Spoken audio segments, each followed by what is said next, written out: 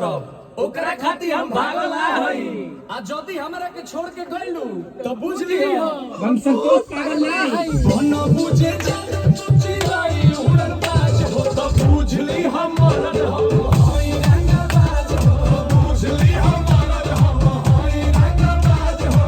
तू जानत हुआ कि हम ग्रेड ए पढ़ले हई।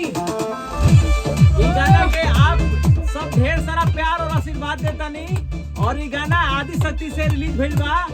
आप सब ये गाना के गर्दा उड़ा दी और सुपर डुपर हिट कर दी। क्या हो आदि शक्ति के ऑफिशियल YouTube चैनल पे गाना रिलीज बा, ढेर सारा प्यार दी। पहला बच्चा हीरो जाना के खर्चा जितना हमसे करही बेरे तोरा से हम लेले बानी से पीछा छोड़ा नहीं पड़ी बेरे।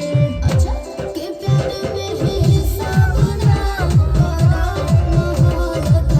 रावना बुझलो। अरे करे जा जितना तोहरा से रात में बात कइले बानी न उतना के होरी खाती जागल ना हई लेकिन जदी तू हमर दिल तुरलू तो बुझ लिहो हम संतोष पागल ना हई।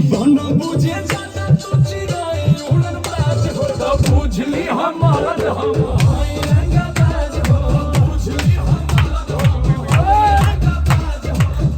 ढेर सारा प्यार दी। एको भाषा ना बोलबा कोनो विषय में।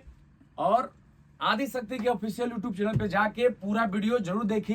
फनी सॉन्ग बा, फनी वीडियो बा, बहुत मजा आई। धन्यवाद। जी के लिखल गाना है, प्यार आशीर्वाद बनैले रही जा। बिल्कुल, बिल्कुल। बहुत बढ़िया सुपर हिट गाना बा और मस्ती करत रही जा गाना के साथ और गाना के आनंद ले ही जा। और हमारे साथ सब लोग बोली जय भोजपुरी जय जय भोजपुरी। भोजपुरी।